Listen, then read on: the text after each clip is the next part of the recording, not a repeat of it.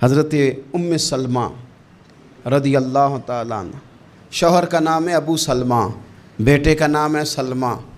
کہتی ہیں میں، میرا شوہر، میرا بیٹا، تینوں، چھوٹا بیٹا میرا، ہم نکلے مکہ مکرمہ سے مدینہ طیبہ جانے کے لیے۔ ایک کی بیٹا ہے، خاندان جمع ہے، شوہر کی گود میں بیٹا، اونٹ کے پیچھے میں۔ فرماتی ہیں مدینے کی سرحد آ گئی تو میرے میکے والے آ گئے، کہنے لگے ابو سلمہ نہیں لے جانے دیں گے مدینے اپنی بیٹی کو۔ میں نے کہا میں مسلمان ہوں، میں تو اپنے شوہر کے ساتھ مدینے جاؤں گی۔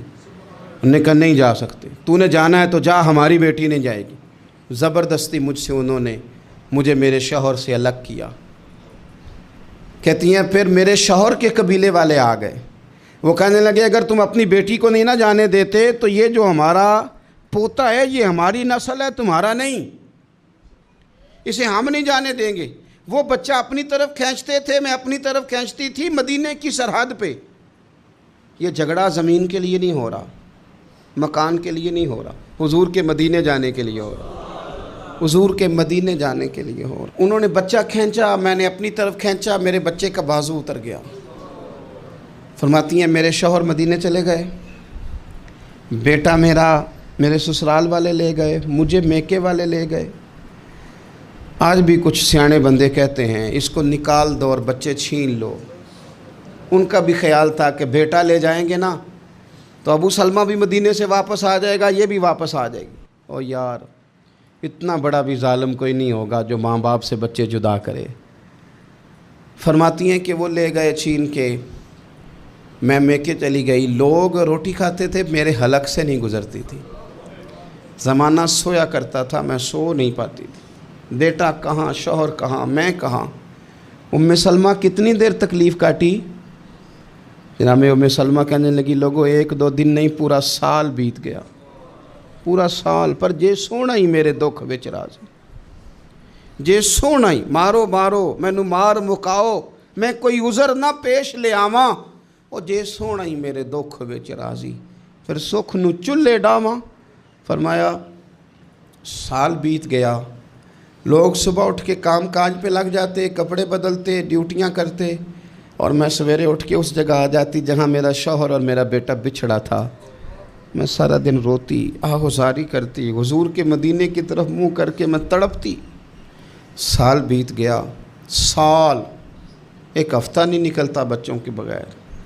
بڑے بڑے سیانے لوگ پردیس جاتے ہیں تو بچوں کی فوٹو دیکھ دیکھ کے روتے ہیں، لیکن کہتی ہے ماں تھی، بیٹا بچھڑا اور پھر بیٹا بیمار ہو اور ماں سے جدا ہو، کتنی تکلیف کا منظر ہے۔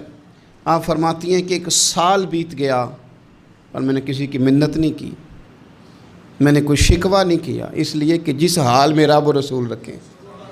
یہ حوصلہ، یہ صبر، یہ توانائی، ایک سال کے بعد میرے چچا کا بیٹا میرے پاس سے گزرا، تڑپتے دیکھ کر کہنے لگا میری بہن تو سارا دن روتی رہتی ہے۔ تو میں نے کہا بھائی تمہیں کیا بتاؤں، اس کا شوہر چلا جائے، بیٹا جدا ہو جائے، وہ کیا کرے گی؟ فرماتے اس نے جا کے میرے باپ سے، اپنے والد سے، میرے خاندان والوں سے کہا اس کی سزا کب ختم ہوگی؟ اس غریبنی کا قصور یہ ہے کہ یہ مدینے والے کا کلمہ پڑھتی ہے، اس کی غلطی یہ ہے کہ یہ مسلمان ہو گئی ہے، دین حق قبول کر لیا ہے، کیوں نہیں تم خیال کرتے؟ کہتے ان کے دل نرم ہوئے، وہ رضامند ہوئے مجھے مدینے جانے پہ۔ پھر اس نے کوشش کی میرے سسرال پیغام بھیجے، کب بس کرو، اور بچہ تو چڑیا کا جدا ہو جائے تو وہ تڑپا کرتی ہے، اور تم نے ایک جیتی جاگتی ماں کا بیٹا جدا کیا ہے۔ وہ بھی نرم ہوئے، رب نے اسباب بنائے، میرا بیٹا مجھے ملا۔ کہنے لگے تو رہ جا، میں نے کہا نہیں، تم مسلمان نہیں ہو، تمہیں پتہ نہیں نا، میں یہاں نہیں رہ سکتی، مجھے مدینہ ہی جانا ہے۔ اکیلی اتنا سفر، جنگلوں کا رستہ، پہاڑی رستہ طے کر لو گی؟ میں نے کہا میں کر لوں گی۔ جنوں ویکھ کے ٹھر دیاں اکھیاں نے تو جنوں ویکھ کے ٹھر دا سینہ ہے، ربا تیری ساری خدائی چ ایک کی تے شہر مدینہ ہے۔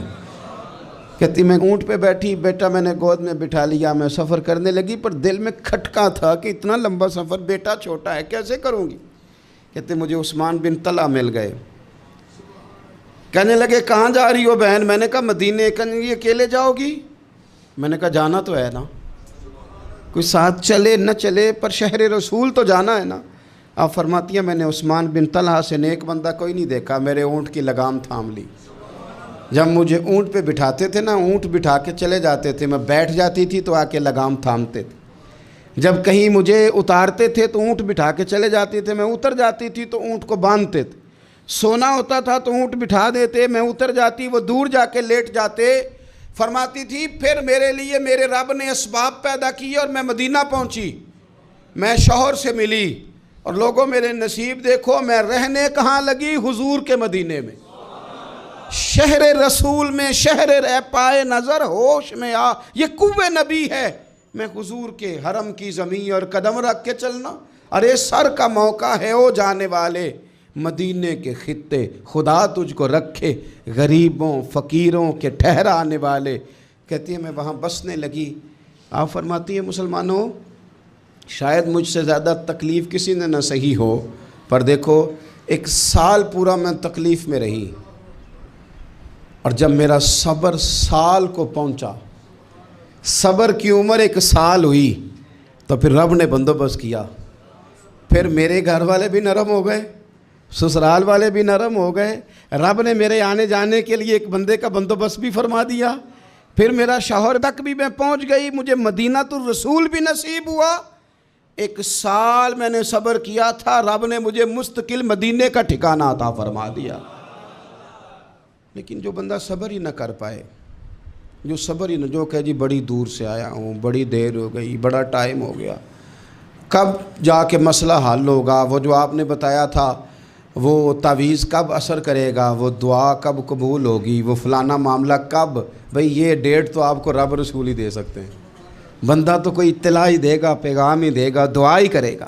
اگر زندگی میں حوصلہ ہی نہیں ہوگا، اگر آپ کو یہ قرار ہی نہیں آئے گا، ٹھہرنا ہی نہیں آئے گا کسی میدان میں۔ دیکھیں کچھ ایسی اذیتیں ہوتی ہیں جو اذیت ناک ہوتی ہیں، لیکن اگر غلامی میں آ جائے نا آپ تو وہ اذیت ناک نہیں ہوتی، اس چبھن میں مزہ آنے لگتا ہے۔ کئی درد بھی مزیدار ہوتے ہیں، کئی درد بھی، کبھی زخم ٹھیک ہونے پہ آ جائے نا تو اسے چھیڑو تو مزہ آتا ہے، اس لیے کہ کچھ درد بھی مزیدار ہوتے ہیں۔ آتش سے کسی نے کہا تو روتا بڑا ہے، اس نے کہا محبوب کی یاد میں تڑپتا ہوں، ابھی تو ایک دل ہے، میرے تو خواہش تھی کبھی 2 ہوتے نا تو صحیح کر کے تڑپتا۔ رب نے دل ایک بنایا، کہتا وہ مزہ دیا ہے تڑپ نے کہ میری آرزو ہے یا رب، میرے دونوں پہلوؤں میں دل بے قرار ہوتا۔ درد میں بھی مزہ ہے، پر شرط یہ ہے کہ لوگ درد میں بھی جینا سیکھیں۔ ہم نہ آرام میں جینا چاہتے ہیں، پنکھے کے نیچے جینا چاہتے ہیں، کاش کہ ہمیں صحرا میں بھی نیند کا مزہ لینے کا طریقہ آئے، پھر زندگی کے سارے راستے آسان ہیں، پھر اقرا بھی مشکل نہیں۔ لیکن چونکہ حوصلہ نہیں، صبر نہیں، وہ والا قرار نہیں جو ایک مسلمان سے رب رسول کا مطالبہ ہے،